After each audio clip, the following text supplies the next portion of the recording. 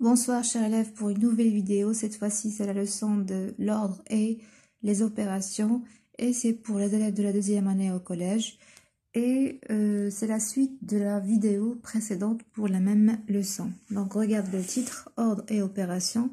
On va commencer par ordre et addition comme la première opération.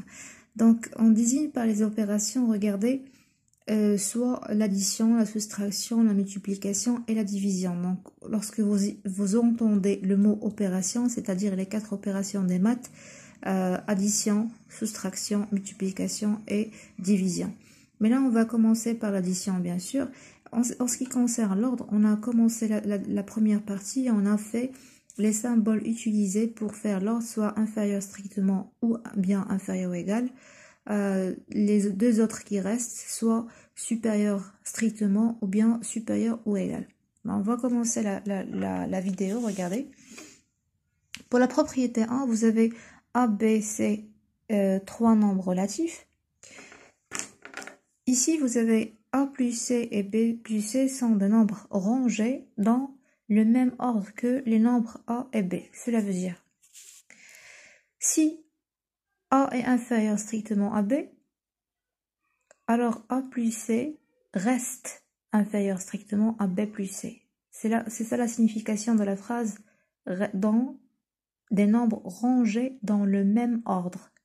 L'ordre, lorsque vous entendez le mot ordre, c'est-à-dire soit le symbole inférieur strictement, soit le symbole inférieur égal, soit le symbole supérieur strictement, soit le symbole supérieur égal. C'est ça le mot ordre. C'est ce que ça désigne, bien l'un des 4 symboles.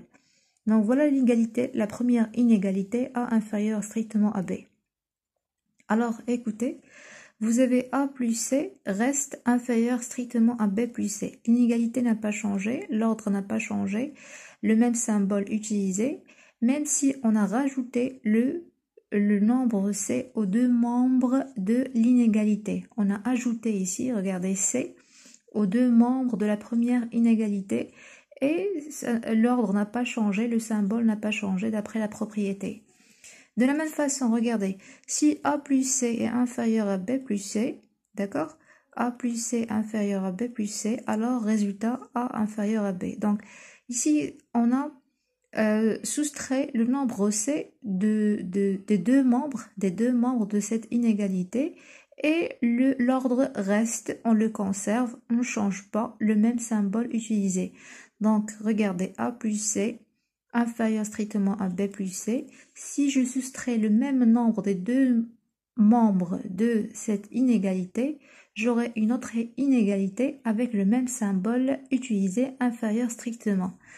On va faire un petit exemple, regardez, x strictement supérieur à 3, ben, je peux par exemple rajouter le nombre 2, je peux rajouter le nombre 2 aux deux membres de la première inégalité.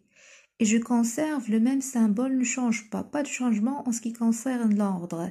Et j'aurai x plus 2 strictement supérieur à 5 comme résultat. C'est une possibilité. Autre exemple, regardez. Un autre exemple ici, vous avez x plus 6 inférieur strictement à 5. Ça, c'est un autre exemple.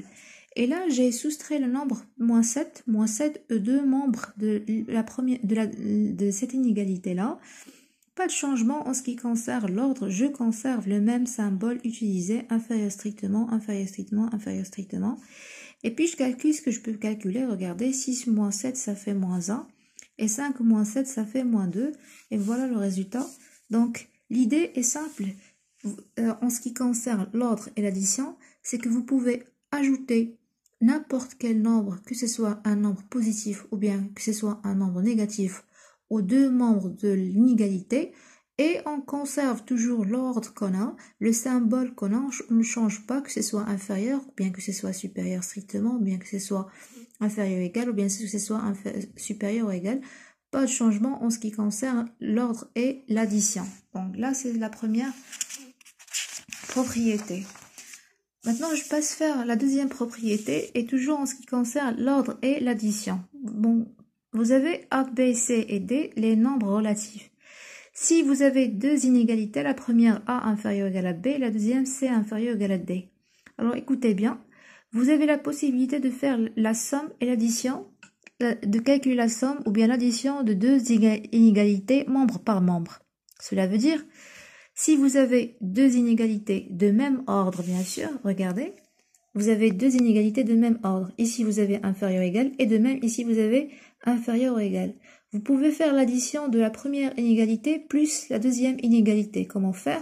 C'est tout simple, vous avez A plus C reste, bien sûr, on conserve le même ordre utilisé, le même symbole, inférieur ou égal à B plus D. C'est-à-dire, on a fait le premier membre de la première inégalité plus le premier membre de la deuxième inégalité. Voilà.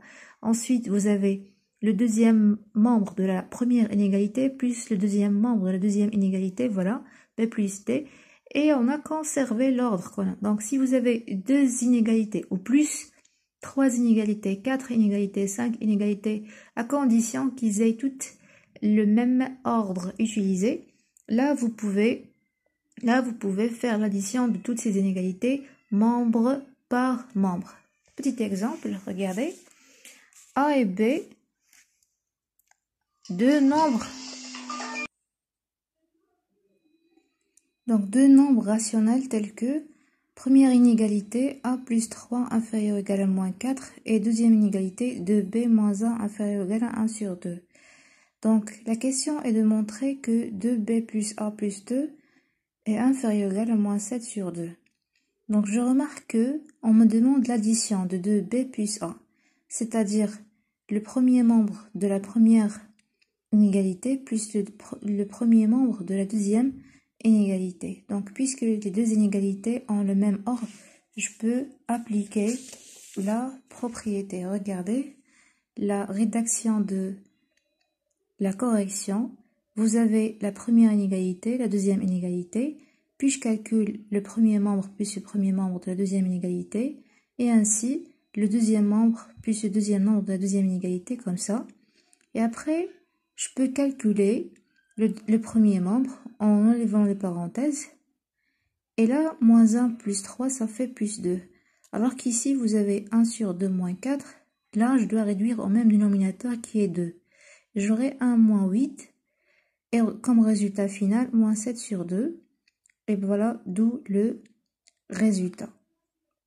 Merci pour votre attention et à une nouvelle vidéo.